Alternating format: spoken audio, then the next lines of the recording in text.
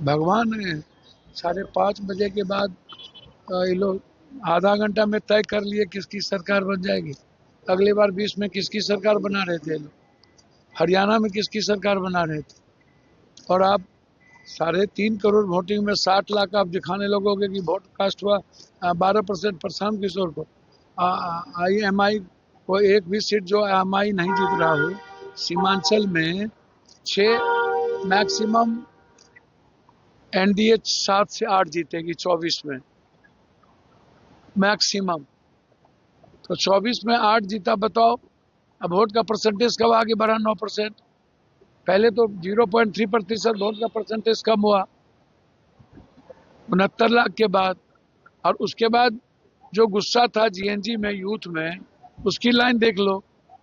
और जो महिलाओं के बारे में आप कह रहे हो कि हर विधानसभा में हमने 10,000 महिला को 10-10 हजार रुपया दिया।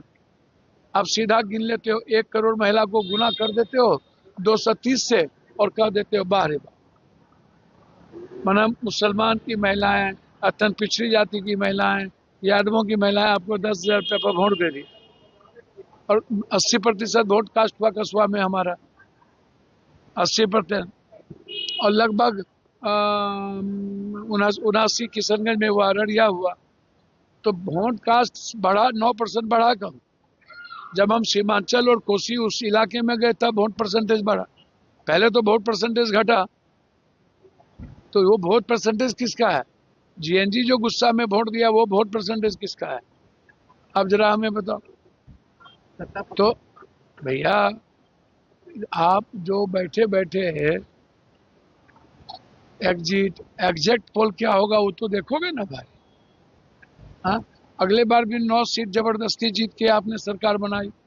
अब चोरी करके ही 2,000, 3,000, 500, 1,000 वोट को फिर से आप सत्ता के द्वारा दुरुपयोग करिएगा, वो तो बिल्कुल अलग बात।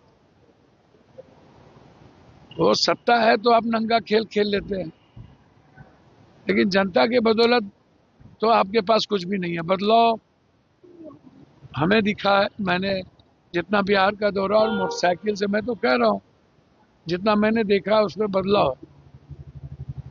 इस बार न्यू जनरेशन जो है वो बदलाव चाहता है, आप इसको समझिए। सत्ता पक्ष वाले लोग कह रहे हैं कि महागठबंधन की हार होने वाली है, इस वजह से वो एक एग्जिट पोल को नहीं मान रहे हैं। अच्छा, पहले अगला बार महागठबंधन की जीत हो रही थी तो आप क्या बोल रहे थे? और 400 पार, 300 पार, तो क्या हासिल हुआ? और कब एग्जिट पोल सही हुआ है ये भी बता दो। एक बार इंडिया टुडे चाणक्य के एग्जिट पोल के बाद कब सही हुआ? और 400, 350 पार तो सब दिखा रहे थे अगली बार मोदी जी को। क्या हुआ? ये बैठ करके 10 मिनट में 5 बजे के बाद शुरू कर देते हो, आधे घंटे में एग्जिट पोल। अब वोट कास्ट होता है 7 बजे तक, 6 बजे तक, 8 बजे तक। तो बिना जाने बिना समझे पहले से तय कर लेते हो। और एक अमित भाई लव लेटर देते हैं, उसी के इर्द गिर्द शुरू हो जाए तो नाचना, ताकि चोरी करने का बड़ा मजा आ जाए। तो आपको भी सर लग रहा है कि जो एग्जिट पोल है वो जब मुझे बिल्कुल सट्टा बाजार है, माल कमाने का रास्ता है, अलग अलग तरीके से बात करते हो, महिला महिला चिल्लाते हो, यूथ को देखते ही नहीं हो। तो यूथ को भी तो देखोगे। बिहार के बारे में भी तो देखिए। मैं तो इतना समझता हूँ, मुझको जो समझ है 12 मिनिमम इंडिया गठबंधन 12-13 से तो नीचे की कोई संभावना ही नहीं है। मैक्सिमम 19 से 23 इंडिया गठबंधन जाएगा ही जाए, 24 भी जा सकता है, लेकिन 12-13 से तो नीचे की संभावना, या तो हंग असेंबली होगा या नहीं तो फिर एज होगा महागठबंधन। अगर महागठबंधन सरकार बनाती है तो उप मुख्यमंत्री चेहरा कौन होगा? उसमें तो है ही डिप्टी CM साहब हमारे सैनी जी। उसमें क्या दूसरे कौन? दूसरे तो महादलित और माइनॉरिटी दोनों है ही, उसमें कोई बहस है क्या? हमारे नेता ने जो बात कह दी है कह दी। के बाद जांच इनको तो एको मिनट नहीं रहना चाहिए, रिजाइन करना चाहिए। अकाउंटेबिलिटी तो तय होती नहीं है।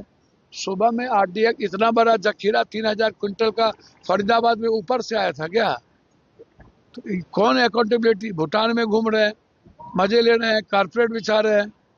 पुलवामा से लेके पहलगाम तक के बीच में कितने बार सैनिक कैंप पर हमला हुआ और कौन कब अकाउंटेबिलिटी तय हुई? बारूद कहाँ से आया पुलवामा में, ये आज तक आप नहीं बता पाए। क्या आप बैठे हुए थे क्या कि लाल किला जहां से पीएम भाषण देता है वहां पर आप इंतजार कर रहे थे? अब फिर वो शुरू कर दिए जवाब देंगे, तो दीजिए ना जवाब। कब जवाब दिए हैं? पुलवामा में जवाब दिए क्या? पहलगाम में जवाब दिए क्या? हद ही हो गई भाई। आप जवाब दीजिए और पहले रिजाइन तो करिए, अकाउंटेबिलिटी तय तो करिए। इंटेलिजेंस किसके अंडर में है ये तो बताइए। कि जो फेल्योर है इंटेलिजेंस, कि फरीदाबाद में आ गया पूरा का पूरा, पहले आप उसको देखिए।